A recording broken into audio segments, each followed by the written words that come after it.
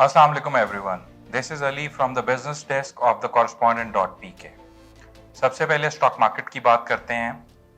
आज once again market ने एक स्लो स्टार्ट लिया और इनिशियल आवर्स में एक डल एक्टिविटी, लैकलस्टर एक्टिविटी देखने में आई, बट मिड डे में कुछ सेक्टर्स में हमें पार्टिसिपेंट्स का इंटरेस्ट देखने में आया, जिनमें पावर सेक्टर और technology sector were on the top. Power sector में हबको कैपको में एक्टिविटी देखने में आई विद द प्राइस गेन, और टेक्नोलॉजी सेक्टर में TRG once again top the chart in terms of volume and traded value plus the price gain.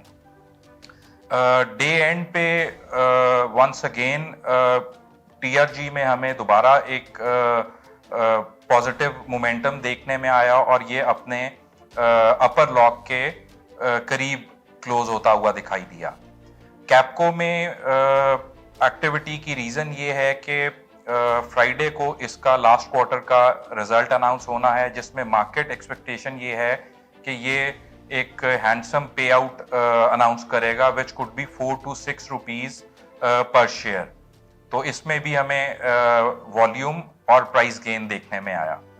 Day and के ऊपर market एक नॉमिनल पॉजिटिव क्लोजिंग करती हुई दिखाई दी, जो कि 10 पॉइंट पॉजिटिव क्लोज हुई और इंडेक्स 42,012 के लेवल पे क्लोज हुआ।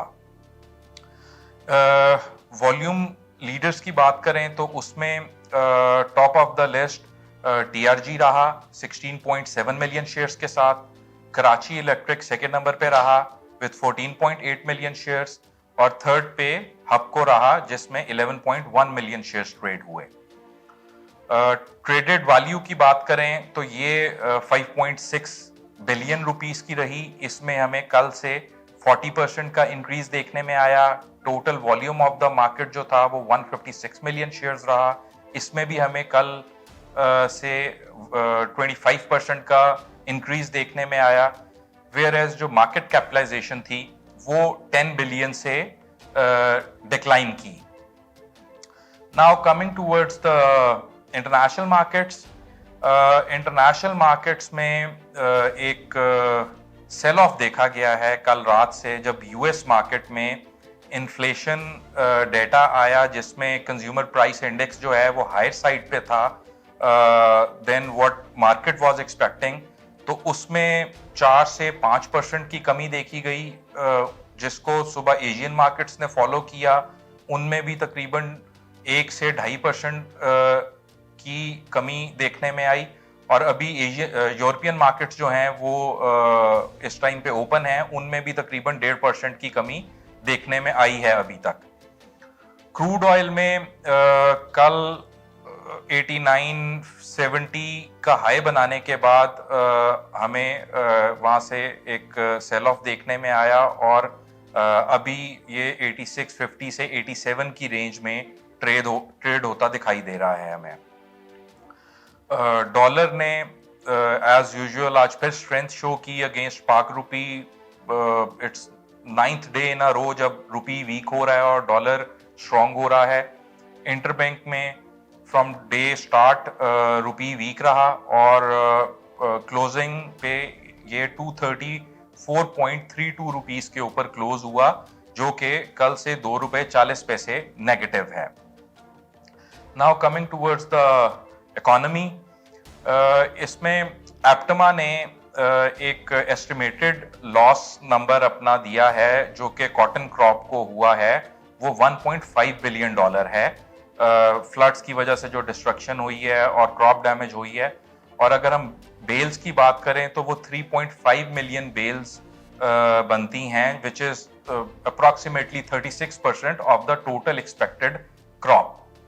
इसके अलावा पाकिस्तान ऑटोमोटिव मैन्युफैक्चरर्स एसोसिएशन ने अगस्त के मंथ के कार सेल्स नंबर्स रिलीज किए हैं, जिसके मुताबिक 8,980 यूनिट्स सेल हुए, और ये अगर हम कंपैरिजन करें लास्ट ईयर के सेम मंथ से तो वो 50% कम हैं इस साल के अगस्त के नंबर्स।